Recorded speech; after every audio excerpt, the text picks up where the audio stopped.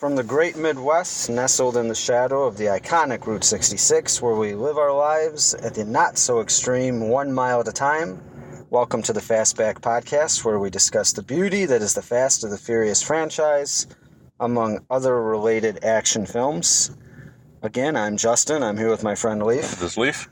How's it going, Leif? Oh, pretty good. You? All right, so we just got out of a showing of The Fate and the Furious. Yep. And like we had discussed on our previous introduction episode, we're going to go through the Fast and the Furious movies and other related action movies and just kind of discuss them and give them our opinions on them. And not to go too much into what we talked about last week, but this will be your first time seeing most of these movies. Oh, it'll be the first time seeing all of the movies. Except for Tokyo Drift. Yeah, but I think most of them. And Tokyo Drift was a long time ago, basically too, so all it's not of like them. we saw this last week. Yeah. I've seen them once, probably each, and even then, some of them I've only seen parts of. So this will be a new experience, I think, for both of us. It'll be interesting to talk about them together, get your opinion on them. Only difference for you is you're seeing these backwards, so you're going to kind of see a backward regression of how it went from devolution. Yeah, street racing in the streets of LA to what we saw here, them fighting a Russian nuclear submarine on a frozen lake. But before we get to that, Leif, why don't you go ahead and do your best to try to recap the plot of this movie. There's going to be spoilers on this. There's no way we can talk about movies without saying what happened in the movie. I'll refrain from the big spoiler. Yeah. If as much as possible. So we'll say when we're going to do spoilers. We're going to do spoilers in our discussion. We won't do spoilers in the summary. Yeah. But I'm very curious to see what in your mind was the big spoiler. So I'm gonna let you take the wheel. Take the wheel. Okay, so it starts out, Dom is living a nice, easy life down in Cuba, I guess, and he's on his honeymoon. On his honeymoon, and it was a good thing, I guess, that Obama opened up travel to Cuba, because that would have been harder to honeymoon there, I guess. But anyway, so he's there. They get in a street race with another guy over a car that was really bad, and it was something about if your word's your word and the deal and blah blah blah. I don't know. He says a deal is a deal, and then the other guy seems to state that all he seems to state is that he's going to make sure that the person he made the deal with goes through with the deal. He's taking a car that, from what it sounded like, was rightfully his. Yes, because the guy was not paying. Yeah, the guy wasn't paying for the car. I think it was... And then Dom says, a deal's a deal. And the guy's like, yeah, I agree with you. I'm going to make sure we keep a deal. And he's like, oh, so you're going to keep the deal. I think it was his tone. It was implied that... Then he told his wife to keep her mouth shut. Yeah. That's one of, actually, I have an interesting thought on the whole role of women here in this universe, but that'll come later. So anyway, they do this magic with their car, and I know I have to get my most absurd moment here later, but as I told Justin then, I'm just like, if this is if this is the first 2 minutes of the film, this is insane, because it's going to be. I can't wait to see what's absurder than this. I loved it. The reactions will come. So anyway, they do all of that stuff, and then the next day, he's walking through the streets with his coffee, stopping at a Cuban Starbucks, I suppose, and there's this woman who has car trouble, and he's like, I'm a guy, I'm going to mansplain cars to you now. Yeah. And... Well, yeah, And she's like, okay, and then he's like, all of a sudden, realizes that she's played him, and anyway, they get drawn into this whole big thing. She manipulates him into joining her team. We find out that this is Cypher. Cypher. Which I'm interested to ask you about movie hacking, because you know infinitely more about computers I do, but from where I was sitting, it seemed like this had many examples of movie hacking where people are just punching keyboards and going back and forth controlling submarines. Well, the fluidity of the hacking was marvelous. I do believe that this was 100% real life hacking, but I'll get back to that. Not to interrupt you, just real quick, but I would think the only real, before we leave the Cuban sequence in the summary here, I would say that was really the only street racing. You got to have some street racing in the Fast and the Furious movie, and they opened it up with your big race. There was chase scenes. There's chase scenes, but I mean, I guess you could count when they were getting chased by the Russians and trying to get to the date. True. Yeah, that's a good point. That was a race. That was a race. That's very clever. It's a race against time. But the thing I was confused about is the guy goes at the beginning that he races, which I liked. I enjoyed that actor. Yeah. There was a couple lines back and forth that I won't remember until a couple of viewings, but they had some funny exchanges at the beginning there. But he says, none of this quarter of a mile stuff. We race a Cuban mile. The Cuban mile. We race the Cuban mile. It seemed much longer than a mile, so I don't know if it was actually a mile that they raced or if that was just a term of phrase down there, the Cuban mile. I think what it was because during halfway through the race when Dom's car caught fire and he had to switch it into driving in reverse, he was rolling the odometer backwards. So he went a mile, but then he went back. So it kind of was, or maybe just a Cuban mile is different. It's possible. Measurements. There's no way to know. There's no way we could ever know unless we travel to Cuba and drive a mile. A mile in Cuba's shoes. But at the point where she's recruited him for the team. Yep, and we realize that the biggest enemy that the team could have is Dom, who is the leader of the team. Yes. And so, hijinks ensue. Yes, they go on a... They segue into a mission, It's almost like a James Bond movie would start where they're on. It's almost like this movie had two opening sequences. Yeah. And then so that goes off pretty well. There's, funny hijinks, and there's like the all of the team lackeys are like doing their little comedy shtick. Yeah. And how did you feel about the comedy? It was good, but it felt very like everybody's got their shtick. Yeah, it felt like everyone was like an archetype of like something. So like Charlize Theron was their sexy like European hacker chick, and the all cyberpunk and all that. Yes. And like Dom was like the tough guy. Of course. Did you enjoy the characters, though? Yeah, this was the first time that you've seen most of these characters other than Dom. No, this is the first time you've seen any of these characters. Yeah. No, I did. I liked them because they were, like, archetypes. Like, they fit the universe. It's weird because, like, you accept, you accept a Transformers movie because it's so absurd. So, of course, there's going to be, like, explosions and robots. But, like, when you get to be absurd with, like, real stuff, that it's harder to. But with being that caricature, you can be like, oh, yeah, this is just this goofy Fast and Furious world. Of course, cars will drive out of their buildings on top of a Russian. And they're superheroes, they're spies. Yeah. Yeah, a lot of physics aren't applying. But yeah, so that anyway, blah, blah, blah, blah, blah. Dom goes through... This is a good way of describing this. Pretty much. It's one scene, it's one crazy explosion to the next, and you've hit the simple brush strokes. Yeah, and so, they finally cap it off in Russia, and on a frozen lake, chasing a submarine. Chasing a submarine that she was originally going to use to launch nuclear weapons, and she has a kind of... Well, it's the noble. She's putting the world on watch. Hacktivist,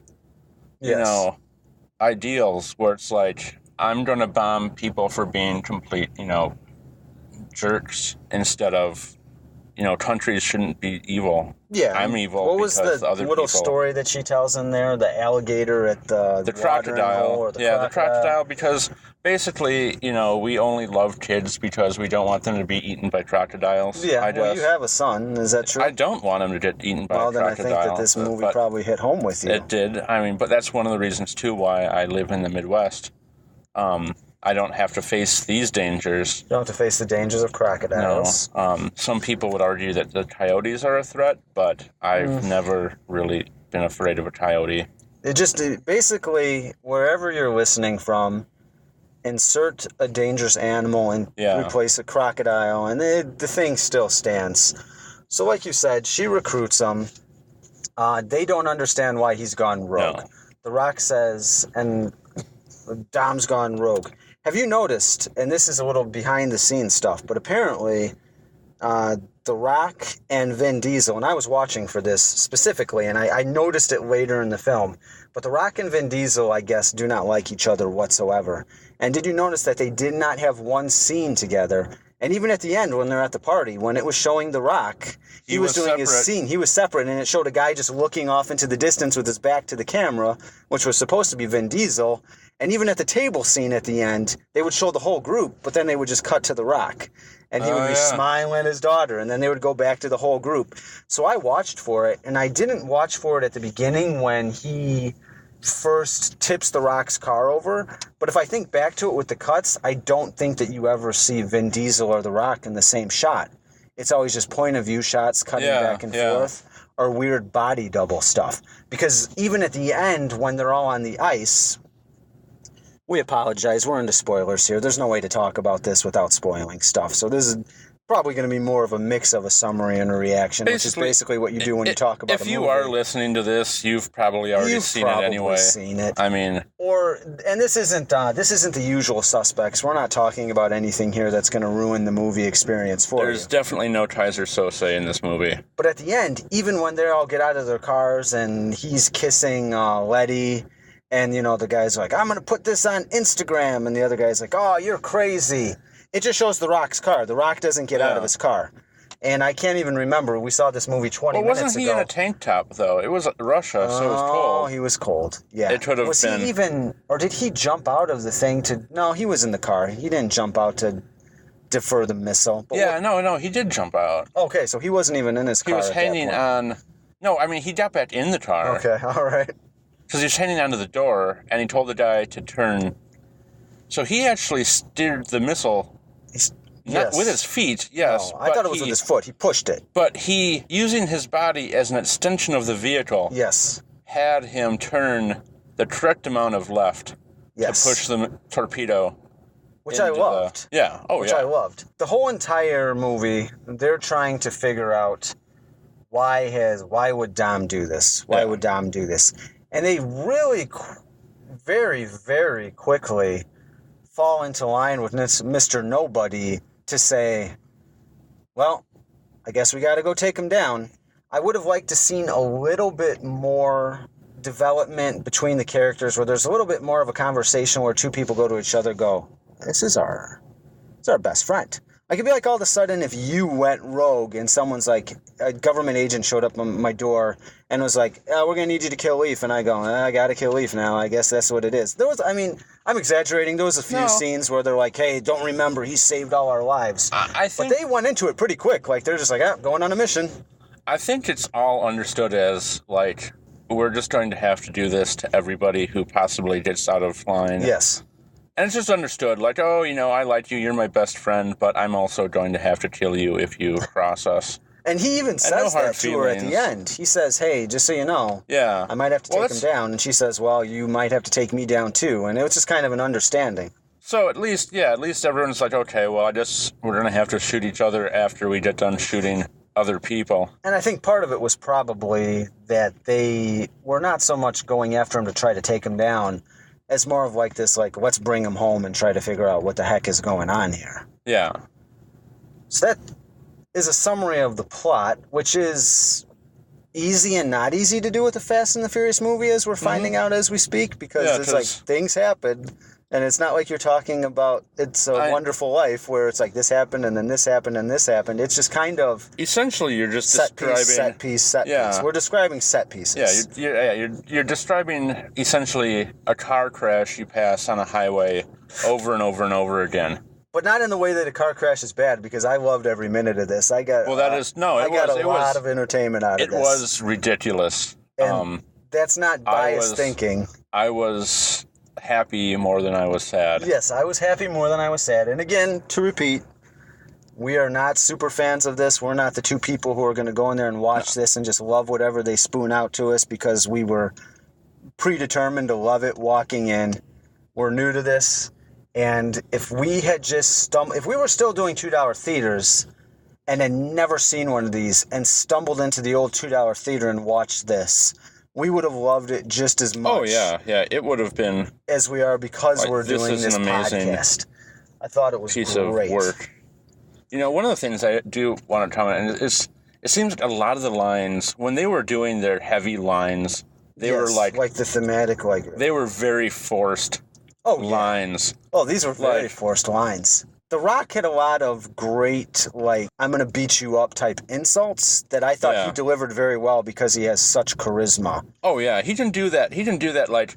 I'm mustly but also silly thing where when he's at his daughter's soccer game. But I would agree with you. A lot of the other lines, especially the whole exchange, there was a whole very, very heavy-handed, cheesy exchange on the plane between Dom and Cypher where they're kind of trading verbal jabs about... Yeah. And I wish I could remember them. We're going to talk about this movie again 6 or 7 months from now when it comes out on DVD. I think we'll give it a second watch and see if our opinions have changed. Because it's surprisingly challenging to talk about a movie that you just came out of 20 minutes ago. You just saw it, but there's also this sense of, it's overwhelming.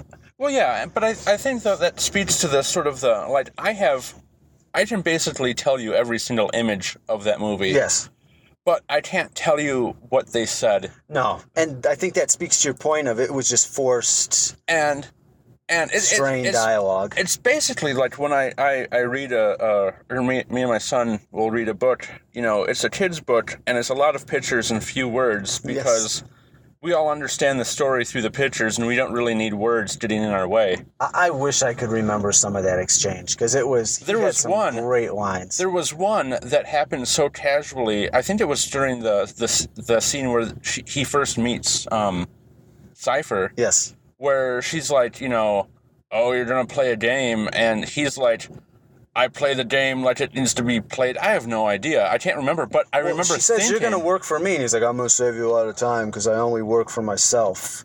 Yeah, it's a lot of lines like this where it's like, if someone came up to me, if I all of a sudden found myself in this world where I was having to, engage in, you're going to listen to me because now you're going to go on to some sort of psycho mission. Yes.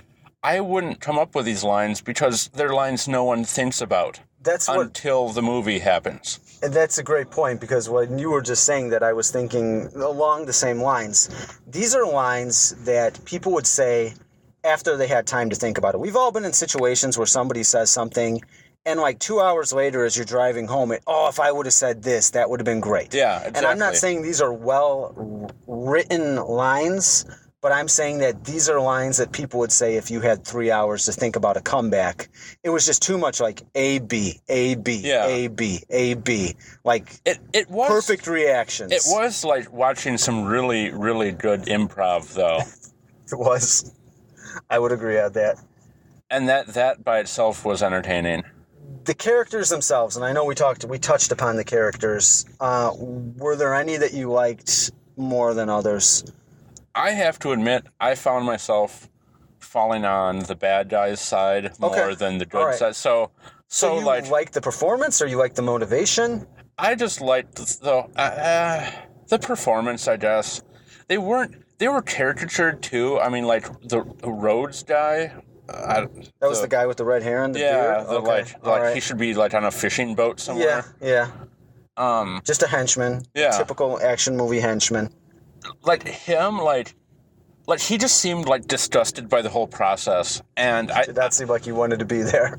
And that was I don't know if that was true or not, but it was the authentic performance. If I was in the room, during the big reveal as to why Dom's working. Yes. He's standing there in the room with Cypher, and he's basically just in the background, but you can tell he's just this is so stupid. Why are we doing this? Why are we doing this? And that's great, because I think you need someone to be to check the absurdity. So I liked those guys. And at this point, I think it's safe to say that the big motivation was that Dom has a son with a woman that was a character, and I want to say the 4th and 5th one, or the 5th and 6th one. She was in the franchise before. Okay. Which brings me to a question I had for you. There was times when I would get excited about something, or would at least have a visible recognition of something, and you would kind of look at me, and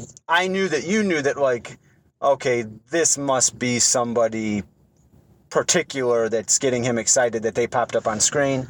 I have no idea about this. Shaw's brother, who they jump onto the plane with the burnt face, he's the villain, I believe, in the 4th or 5th one. A couple of the guys who help get Shaw when they pretend like he's been shot, they're characters from, I believe, the 4th one. So it must have been an interesting experience for you, because you're an intelligent enough guy and you've watched enough movies to know when they linger on somebody, oh, this must be somebody. This isn't just two random characters that they popped in here for literally 20 seconds.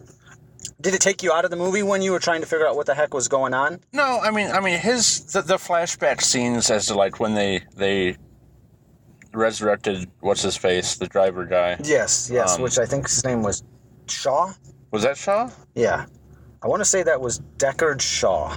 There we go. Yeah, Jason Statham. There, him. You know, so when they're doing all of the, like, flashback scenes, it seemed very, like there was, like, stuff that should have been, like, like, why are they showing these two guys talking? Yeah. But it didn't really take me out of the movie. The big thing that took me out of the movie was the one woman, the mom of the... Yeah, she's like, she's some kind of an agent. Yeah.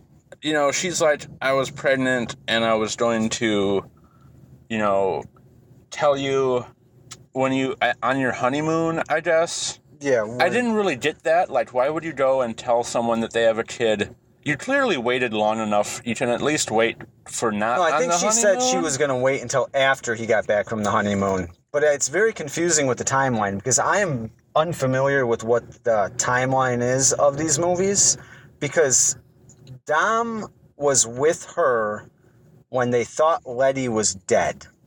Okay? Okay, yeah. I'm spoiling some stuff. Well, no, there was kind of, she kind of explained it. She explains and then she, like, explains too, and then you found out, and but then the kid didn't look that old.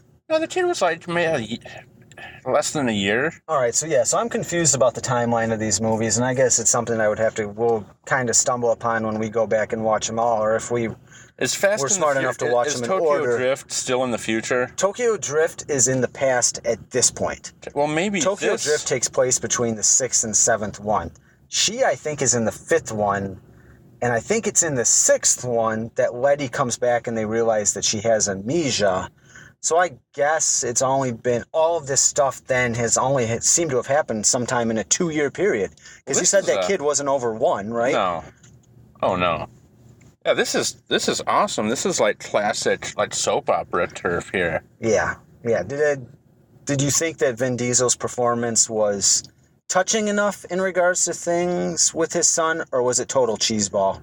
It was cheeseball. I mean, I think the thing that sucked me into it is because I was thinking to myself, if my son was kidnapped by a super hacker, yes, I would probably be upset. Yes. So I was putting myself if a super hacker kidnapped your son, and came to you and said, you need to take down Justin, you'd have to. Yeah. And I would take no offense to that. No, it'd be understood. It would be understood, which is why I think at the end of the movie, even though off camera he must have explained everything, you say to yourself, well, how can they accept him back into the family so willingly? But you would. It's family. It's family. That's the thing. I mean, even the crazy uncle who shows up now and then, you still have to sit there and eat dinner with him. Who I don't buy that they would accept back with open arms is Jason Statham's character, who is the villain of the 7th movie because he's the one who kills Han. Han gets killed. Han gets killed. Last time you tell me he's coming back, and now you tell me he's dead. Well, he comes back in the linear timeline.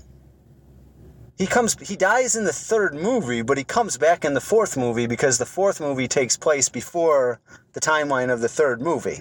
So you're going to see lots of Han. But they retroactively make Jason Statham Han's killer in the 7th movie. probably need to write this down at some point. This is insane. Okay, so immediately the podcast is over. Leif is now already frustrated with the timeline of Fast and the Furious. What's this? The guy from the Deliverer movies? Yes, the guy from the Transporter movies. Transporter, not Jason Deliverer. Statham, yeah. Same thing. Delivering, transporting. Remember in Tokyo Drift when Han gets into that accident and his car explodes? Yeah. In the 7th one, they retroactively, because they need a villain because of movie, they show you a flashback where it's Jason Statham who runs him off the road and crashes his car. So he technically killed Han. Was that during his transporter days? He might have been transporting something at that point. It might have been a crossover. So the son stuff, I was fine with. I was a little confused on the timeline. I thought it was a touching way for them to pay tribute to Paul Walker without Paul Walker being there. I thought it was going to be that she had kidnapped Paul Walker and Mia, which is Dom's sister. So it was interesting to me that they went another route with it and said, no, it's his son. Because they're going to have to keep on finding ways of Paul Walker not being there. He was such a part of the movie. I did like, and I didn't know, now I know, but this Brian guy was... Brian, Okay, so when they're like equipping to get Dom in New York, and they're like, oh, should we call... The only person we could maybe get to do this would be Brian. Yeah. I love how everyone is just like... There's like this weird awkward silence for a minute, and then it's like, oh no, that actually ain't gonna work. Yeah, we can't get him. And you'll understand that in a couple weeks when you watch the 7th one. It'll make that a little bit more poignant. Yeah. But the touch that they named the son Brian, I thought was just a nice little touch. They use the God's Eye, then they can't use the God's Eye. The God's Eye is the MacGuffin of the 7th movie. Yeah. You'll learn about that. I do love how the God's Eye can apparently just have... You can pull the hard drive of God's Eye out of the top secret base. Yeah. And it's completely... They don't have it anymore. Yeah, there was like a lot no one of thought to have stuff. No one thought to have a backup or, anything set up where maybe we shouldn't have the best, top secret spy gadget ever on one single hard drive. And she shut it down anyway, but then for the life of me, did she need it for her plan, or did she just need them not to have it for her plan? She didn't end up using it for her plan. I thought she was using it for something. Yeah, she used it to find where the Russian defense minister was on the streets of...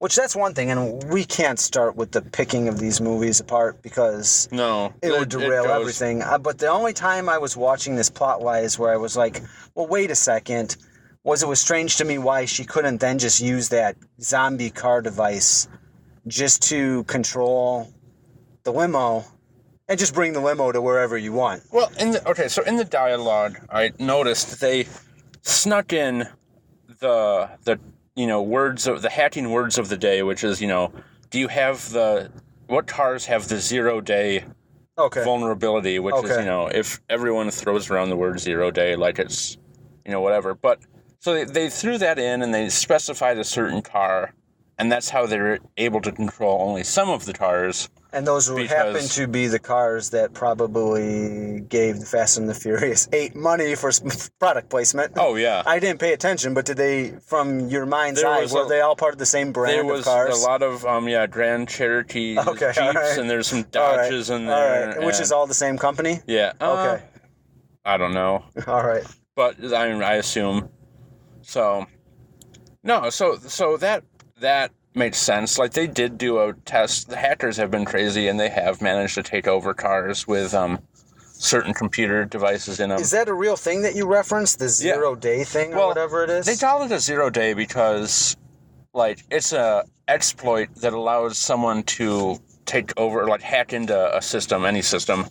And it's a 0-day because it hasn't been, released out into the wild. Okay. No one knows about it. So, if I'm just sitting at home hacking away on trying to do something, and I see that if I, do this, it will, let me control the world, and no one else knows about it, I'm sitting on the 0-day. Okay. So with your... So that's scale to 1 to 10, okay, with how much you know about computers, how feasible was any of the stuff that they were doing?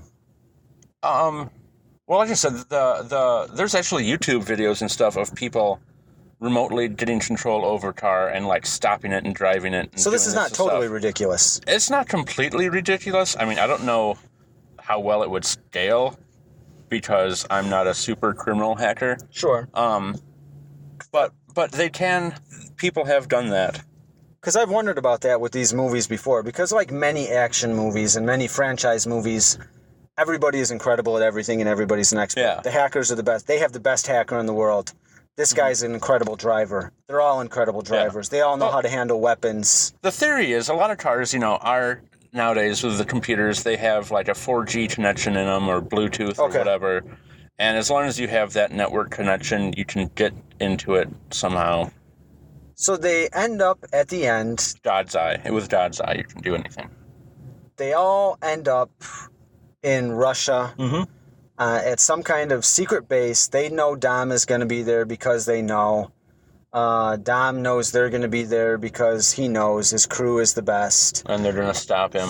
Yes, things happen. More things happen. They end up at this Russian base. Everything's timed out. For the big action set piece. Yeah. I enjoyed that last action set piece quite a bit. Oh, yeah. It was good. I liked it. I was getting almost fatigued by the action. Yes. But, no, it was good. Yes. So I think that's pretty much a summary and a reaction to it. So I want to ask you what I think is going to be...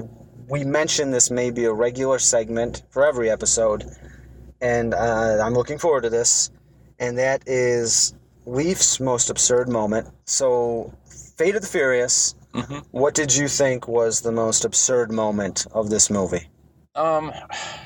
This is the problem. Like I said earlier, it started out absurd. So how can you continually top absurd? Yes. And it was. I was thinking about it, and it's actually something we haven't talked about. It's when Jason Statham and company were going into the airplane. Okay. And rescuing Dom's son. That was number one on... I have a list of 3 things, and that was one of them. Saving the baby. That whole sequence is really the most absurd thing, and it's only because it brings both things together. Like, you have a baby, you have this, like, psychotic British guy. Yes. You have all of this death, and then you have him, like, very, like, forcefully, like, amusing the audience with, this baby interaction. Well, I thought it was very obvious. Yeah. But at the same time, obvious because it works, because it is brilliant. Where you have, like you said, this tough action guy. Oh, yeah. Juxtaposed with, like you said, every couple seconds he's going to make a goo-goo gaga face at a baby. It was a great mix of comedy, action. I love that part of the movie. That was basically the entire, what was the other, he was with Melissa McCarthy, that was... Spy. That was all of Spy, and that was why Spy was hilarious. He has great comic chops. Oh, yeah. And it's because you don't expect, kind of like The Rock, if you're a big, tough, like, action guy and you can also do comedy, it's gold. It's why Arnold was so popular for so long. I thought the saving baby was probably the most absurd part. As I was watching this, and I don't know for you, for me this was a very unique experience in general, because this is really the first time that I've ever watched a movie where part of my brain was watching the movie, and I don't know if this was the way for you. Part of my brain was watching the movie, but part of my brain was also continuously, actively thinking about what we would talk about when we do the podcast. So I was looking for absurd moments, and I was thinking, is this the most absurd moment? And making a list. And I had a few things that I want to share with you. All right. I did think that saving the baby, as things would come up, I'd be like, no, that's the most absurd moment. That's what Leif is going to talk about. Then something else would happen, and I'd be like, no, that might be the most absurd moment. Saving the baby was on there. The part where Roman's car is going under the water, and Taj uses a harpoon to pull a door off, and he's surfing on a door. That was absurd. That was ridiculous. But I'm going to probably say, even though I love your pick for saving the baby, because that was unique, my most absurd moment is a little bit more cliche, and it's dime a dozen action movie stuff. But it has to be for me when Dom redirected the heat-seeking missile into the sub, and managed to jump over the sub just in time for the heat-seeking missile not to hit him, but to hit the mast or whatever you would call it on a sub. Yeah. Lands his car, gets out, the explosion is coming, and he's saved by everybody pulling their cars around him in a semicircle and shielding him from the explosion. Yeah, that was literally almost jumping the shark. Jumping the sub. I think as we do this podcast, we're going to come up with little things that are unique to our podcast. And I think we have to have a segment in every podcast called Jumping the Sub. We talk. That's maybe should be in that most absurd moment. I mean, that was really the timing of it alone is beyond belief. Well, they all had to independently think we need to somehow save Dom and form a shield around him. Did you watch this movie differently, knowing that you were going to have to discuss it in somewhat depth, thinking about what am I going to say? Were you able just to turn your brain off and watch the movie? I was mostly able to watch the movie, I think. The hardest part was actually, thinking, the most absurd moment actually weighed heavy on me. As you were watching, because there were so many to choose from. And that's why, I think partially why I chose the baby scene, because it was exactly what I didn't expect to be absurd. Yes. Because everything else, even now, I almost wanted to change and be like, no, that scene was the most absurd with the cars and the explosions and the submarine. Because it was. But it was just so typical of one of these movies. It just was typically absurd. Yes. I guess is the thing. The other baby thing was uniquely absurd. Yeah. And just kind of a nice reprise from, like you said, even though that was an action sequence because he was doing your typical Jason Bourne, punch a guy, shoot a guy, punch a guy, spin around, it wasn't overwhelming. Like you said, you were starting to get explosion fatigue. And that was a very unique little clever action sequence to kind of break up just the insanity. And even color-wise, he was all in, super spy black. Yes. The plane was, all kind of tan. That's a good point. It was all muted. Just your eyes could kind of rest for a minute. Yeah, as opposed to bright cars and bright explosions. I want to come back to one thing that you mentioned earlier, and I made a note of it because it's exactly what I was hoping for would happen when we talk about these movies. I will admit that I think you have a slightly more intellectual way of when you look at some of these movies than I do. I look at them, I think, a little bit more in a pop culture way and think about the box office, and this director did this, and this guy has this movie coming up. You said that you wanted to mention when we got to this point about women's roles in these movies, and I was just curious what your thoughts were on that. Well, okay, so it seemed to me there's two women on the Fast and Furious team? Yeah, there's Letty. There's been women that have come and gone off the team. There's Letty, who's been pretty much from the start, and then there's the hacker Ramsey, who was introduced in the last movie. There has been other women team members before. Okay, but just those two first. Those two are the ones that are there now, yeah. And then the other woman the agent, movie, whose name I do not know. Yeah. But she's been in a handful of them. The other woman in the movie was Cypher. Cypher, sure, yeah. And, at the very end of the movie, they get into a hack-off with the submarine, and it just seemed to me they found themselves in this dilemma where it's we need to have women here, but they're mostly going to be here to, look good, but because they're not going to be, super muscular, women who, can, defeat, Dom or whatever. No. So they have to do, They have other skills. They have to do, women's work in the movie. Well, do you and think that was that sort was of you're going to sit here and type and hack. And, I mean, hacking is you can claim it's the intellectual, version of being super muscular, but it just seemed I'll give you that to an extent, but let me say one thing, okay? Most women wouldn't be able to go physically toe-to-toe with The Rock or Vin Diesel, so you're going to have to find ways for their skills to play in. I don't disagree with that. I guess what I'm trying to say is, it seems if you have if your entire crew is based around, car guys. Sure. And all of that stuff.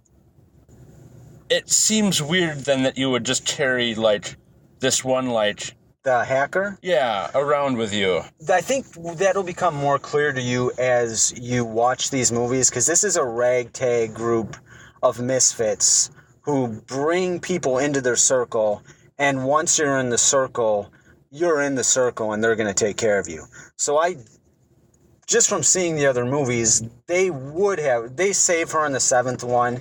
She helps save them, and it's all about the family. So even though she might not be able to contribute to certain things, she would be there. But I have to argue one thing to your point, though. I think Letty, she has a huge set piece where she beats the crap out of that guy and throws him into a fan. She can drive just as well as any of the guys, if not better. I think Letty's, I don't want to use the word great female character because there's not a lot of characterization in any of these characters, no matter who they are. Like you said, they're cookie cutters.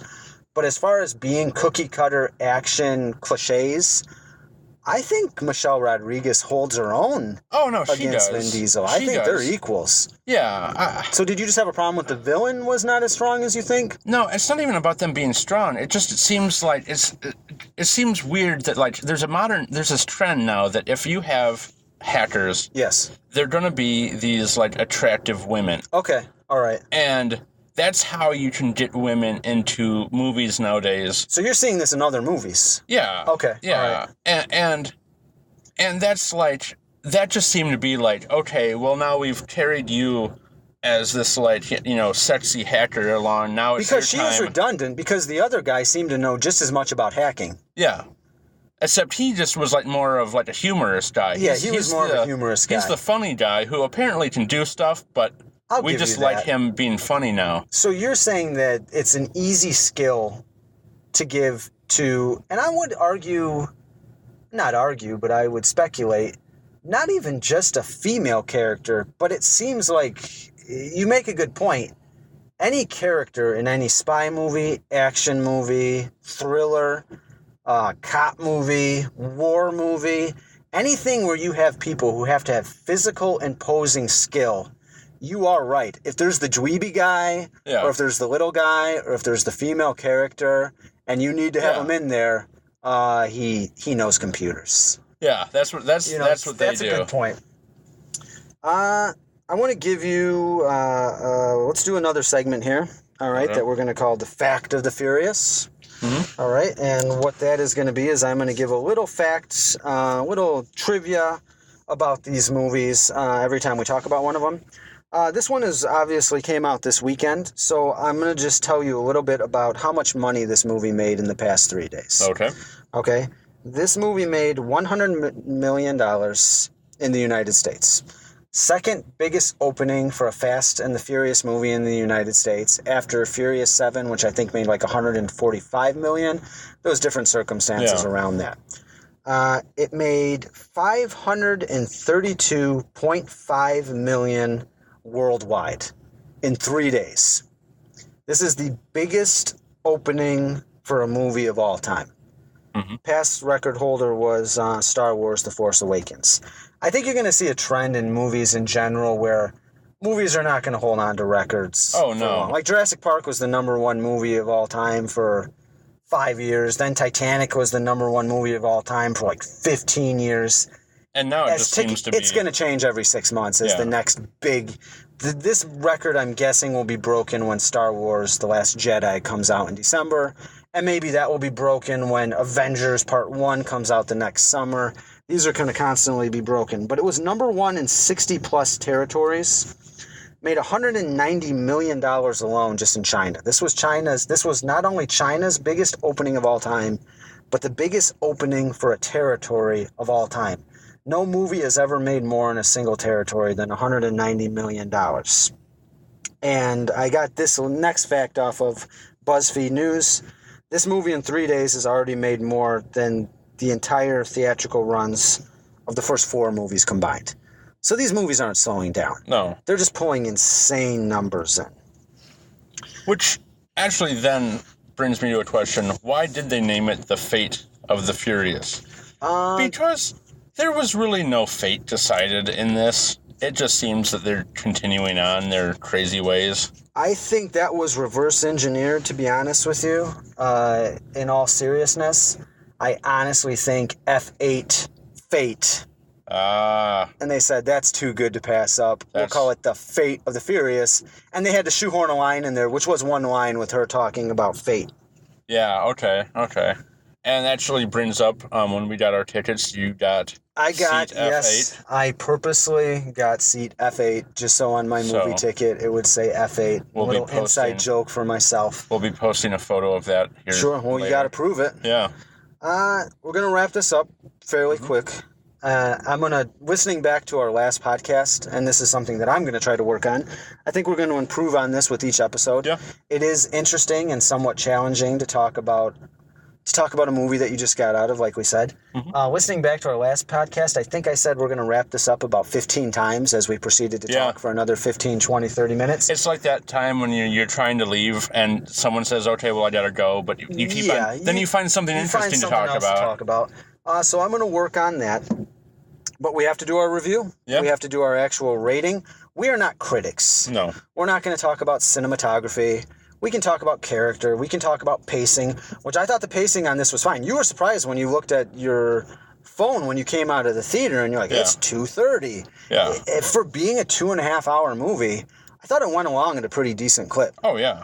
There wasn't too many points when I sat there, other than, like you said, there started to be a little bit of action fatigue. Yeah. Where I felt like this movie's dragging on forever. I am going to give this movie, and for those who might be listening to this for the first time, maybe you heard our introduction, maybe we've posted this 6 months ago and you're going back and listening to 7 or 8 episodes in a row, we are going to say how many out of 4 wheels. Car has 4 wheels. That's what we're going to do. I'm going to say that this was, based upon my experience... Well, let me backtrack for a second. Are you going to be reviewing this based upon just a movie? Like, this is a movie. I watched the movie. I'm going to review it. Are we reviewing it on absurdity, enjoyment? I can kind of review it based upon the other ones I've seen. You don't have that measuring stick. How is Leif going to be reviewing these movies, at least at first? I'm going to try to be, like, agnostic with it and just be like, this is a movie, this is the Fast and Furious universe. Okay. So I am going to judge it based off of its crazy rated universe. Based upon the universe it is, not based upon, like, well, I would give The Godfather 5 stars, so I can only give this 2. Yeah, no. See this movie rule book? I am tossing it out the window. Toss it out. That being said, how many wheels would you give The Fate of the Furious? It was enjoyable. It was good. Like it's crazy, insane. Mm-hmm. I'm reluctant to give it 4 wheels just because I don't want to go out of the gate. Sets a bar. Yeah, it sets a bar now. But I will definitely say it is 3. Okay. I would agree with you.